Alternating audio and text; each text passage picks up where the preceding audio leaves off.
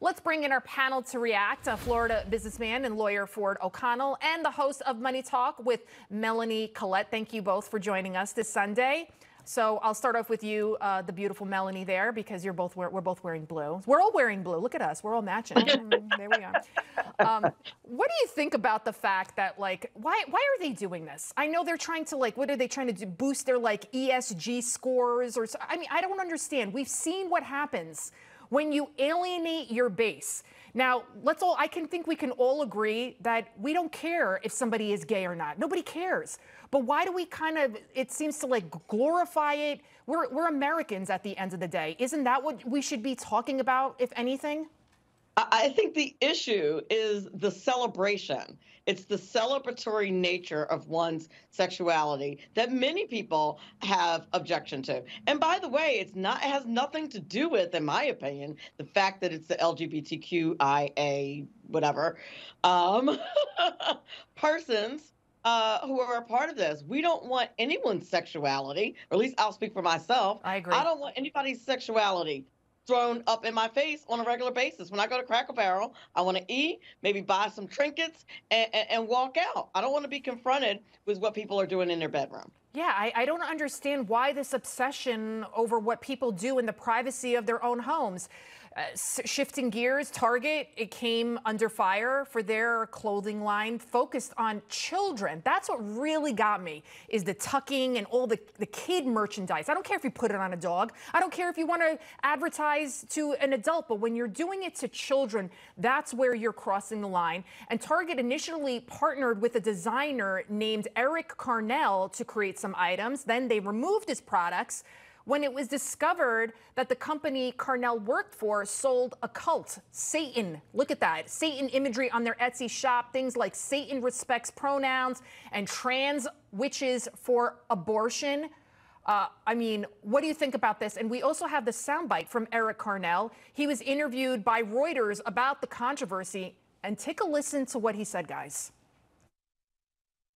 I think that it's a very dangerous precedent to set, that if people just get riled up enough about the products that you're selling, that you can completely distance yourself from the LGBT community when and if it's convenient. It's completely fine to profit off of us, to stick with the rainbow capitalism and to focus on the pink dollar. But the second it gets hard, if you're going to jump ship, that's a very dangerous thing to tell people.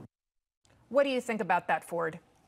Well, Carnell's got it backwards. Liberal Marxist indoctrination has broken corporate America's brain, and I'm glad to see folks are pushing back. I want to know who at Target thought it was a great idea to sell women's swimwear for men's genitalia, or to sell products from an avowed Satanist where it says Satan respects pronouns and trans witches for abortion, and not think that half of America is going to get hacked off. Here's what corporate America needs to remember, and that is the famous words of Michael Jordan, and that is Republicans buy basketball shoes too. Corporate America needs to get out of politics, start selling better goods to consumers at a cheaper price, and everyone will be happy. Melanie, what do you think would happen in schools if teachers were secretly trying to convert all the children, all of their students, to Christianity? So they're trying to put in this trans agenda, but God forbid, imagine you mention the word Christ or God in school, there would be an uproar. Absolutely. As a former educator, I can certainly tell you that it had been a continual concern, particularly in this day and age when it is very hard to explain to students the issue of morality, and you get asked about these things, and I would tell the truth and let God handle the rest. So, you know, you can do it, but, you know, those of us who are Christians who believe that God takes care of us, you can do it with boldness. But to your point, there's probably going to be some issues if you were to mention God, but everything else that is anti-God, that is literally Satanism, perfectly fine. Ford, we're going to get to this story a little later in the show, but I'm sure you saw what happened at the White House, where they put the trans flag in the middle of the White House, and then they put the American flag, and all of it was equal. What went through your mind when you saw that? Did you ever think in your mind they'd put up the trans flag at the White House and make it equal to the American flag? I think the key is making it equal to the American flag. No flag should ever fly higher or more prominently than the American flag. And this goes to show you how the Biden administration feels about our Constitution and our national symbols. It means nothing to them, and they will run over to continue to push this sort of discrimination, exclusion, and indoctrination agenda. Lydia, it goes back to your point. This is all about the gods of DEI and ESG, and the rest of America be damned. Ford O'Connell, Melanie, Collette, thank you so much for joining us. Thank you, Lydia.